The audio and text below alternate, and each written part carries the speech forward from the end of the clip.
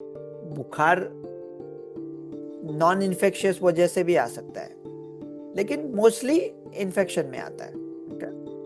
तो बैक्टीरियल हो वायरल हो, तो अगर वायरल हो तो ज्यादा उसकी दवा नहीं है। मतलब फ्लू की एक दवा है टैमी फ्लू करके, ज्यादा लोग लेते नहीं है। कोविड भी हो सकता है, लेकिन अभी वो बहुत मामूली है। कोविड की भी एक दवा है निर्मा ट्रेलवेर करके, कोई लेता नहीं है अभी। तो टिपिकल वायरल फीवर है तो अपने आप ठीक हो जाता है।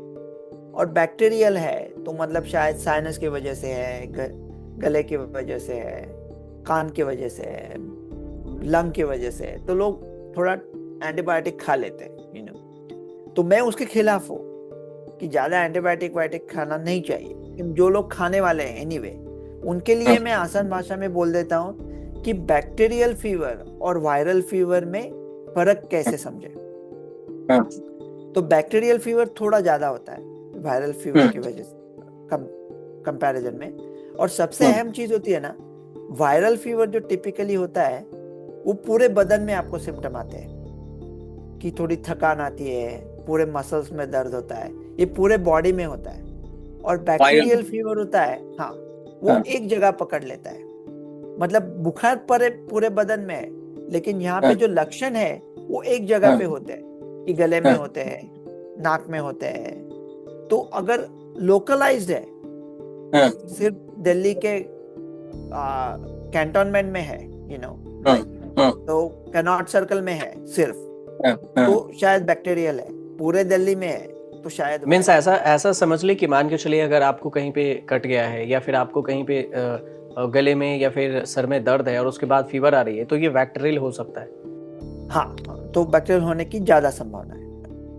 हाँ, क्या इसी वजह से डॉक्टर साहब आपसे पूछते भी होंगे, जो दर्शक है उनके लिए मैं बता दूं कि आपको पूछते होंगे कि क्या कहीं कटा फटा है, या फिर 2 दिन पहले क्या कुछ बीमार हुई थी, या फिर आपको कोई पहले से कोई डिजीज है, ऐसा सिम्टम्स पूछा जाता है। शायद यही नहीं नहीं, वजह तो लेकिन नहीं है। अगर कटा है किधर तो उसका मतलब शायद वो कट में इन्फेक्शन है, वो सीरियस बात है। अगर आपको कुछ इंजुरी हुई है और उसके बाद आपको बुखार आता है, ये तो सीरियस बात है ना, क्योंकि बॉडी देखो, अपने बॉडी के त्वचा पे करोड़ों बैक्टीरिया होते हैं। वो अगर जब आपको कट आता है तो वो मानो दरवाजा खुल जाता है, फिर वो बैक्टीरियम उसमें अंदर आ सकता है और फिर उससे इन्फेक्शन हो सकता है। लेकिन वो बहुत रेयर है। टिपिकली बॉडी का डिफेंस मैकेनिज्म, अगर आपने सोच लिया कि अगर कुछ बैक्टीरियम आपके नाक में घुसा है, तो जैसा हम छींकते हैं ना, वो छींक भी एक डिफेंस मैकेनिज्म है। जो कुछ अटका हुआ है उसे बाहर फेंक देते हैं। यहाँ पे थोड़े हेयर होते हैं, म्यूकस होता है, जैसे बलगम कहते हैं। अगर किसी को सीने में थोड़ा हो रहा है, कुछ ब्रोंकाइटिस जैसा लग रहा है, तो टिपिकल अभी मेडिकल साइंस में हम लोग कहते हैं कि इस पर मत जाए कि उसका बलगम का कलर क्या है। लेकिन ऐसा पुराने जमाने में हम लोग कहते थे कि अगर बलगम सफेद है या क्लियर है तो ज्यादा वायरल है, और अगर बलगम में पीला है या हरा है तो शायद बैक्टीरिया।